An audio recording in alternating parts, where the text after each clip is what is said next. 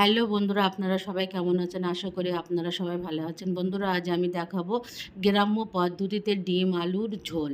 এক সহজ রেসিপি আর খেতেও খুব ভালো লাগে।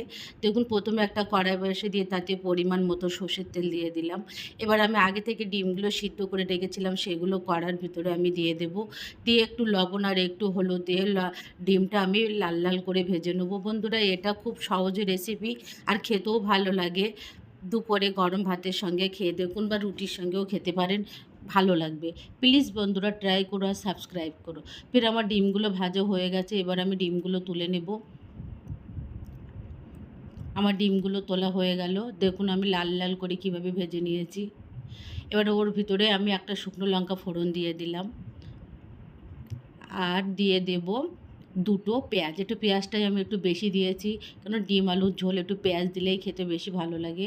ফের আমার এটা ভালো করে আমি নাড়িয়ে চাড়িয়ে নিলাম। এবার আমি দিয়ে দেবো আদা আর রসুন কুচো, মানে আগে রসুন কুচি আর আদা কুচি একসঙ্গে নিয়েছি, সেটা আমি দিয়ে ভালো করে কষিয়ে নেব, যেন কাঁচা গন্ধটা থেকে না যায়। এতে আমি কোনো টমেটো ইউজও করবো না, আমি প্লেনভাবেই করব। দেখুন আমার পেস্ট আর আদা রসুন লাল লাল করে ভাজা হয়ে গেছে, আর আমি কেটে রাখা দেখেন আমি এভাবে আলুগুলো কেটে নিয়েছি লম্বা লম্বা করে। তোমরা চাইলে গোল করেও নিতে পারো, চৌকো করেও নিতে পারো, সেটা তোমাদের উপর। ফের এবার আলুটা আমি ভালো করে কষিয়ে নেব। এবার আমি দিয়ে দেবো পরিমাণ মতো লবণ, হলুদ গুঁড়ো, লঙ্কা গুঁড়ো, জিরে গুঁড়ো, ধনিয়া গুঁড়ো।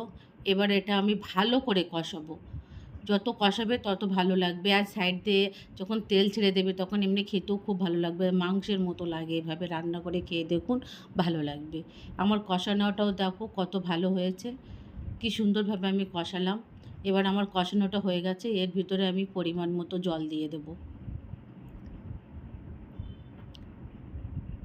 আগের দিনে তো ডিম আলু বললে সবাই খুশি হতো, এখন মাংস দিলেও লোকে খুশি হয় না বন্ধুরা। এবার জল দিয়ে দিলাম পরিমাণ মতো। এবার জলটা ফুটে ওঠা পর্যন্ত আমি অপেক্ষা করব। একটু আমি নাড়িয়েও নিলাম, আমার জলটাও ফুটে উঠেছে। আর আগে থেকে যে আমি ডিমগুলো ভেজে রেখেছিলাম সেটা এর ভিতরে দিয়ে দিলাম। এবার আমি ডিম দিয়ে একটু নাড়াচাড়া করে নেব, আর উপর থেকে আমি একটু গরম মশলা ছড়িয়ে দিয়ে দেব। এটা আমার ঘরে তৈরি গরম মশলা বন্ধুরা, পরে এর ভিডিওতে আমি একবার দিয়ে দেবো, দেখে নিও। এবার আমি একটা ঢাকনা লাগিয়ে 5 মিনিটের জন্য ফোটার জন্য অপেক্ষা করব। আমার ফোটাও হয়ে গেছে, দেখুন ঝোলটা কীভাবে ঠকবক করছে। ঢাকনাটা তুলে নিয়ে সার্ভ করব গরম ভাতের সঙ্গে। দেখো বন্ধু, আস্ত আস্ত ডিম খেতে কত ভালো লাগবে। প্লিজ ট্রাই করে সাবস্ক্রাইব করো। Thank you.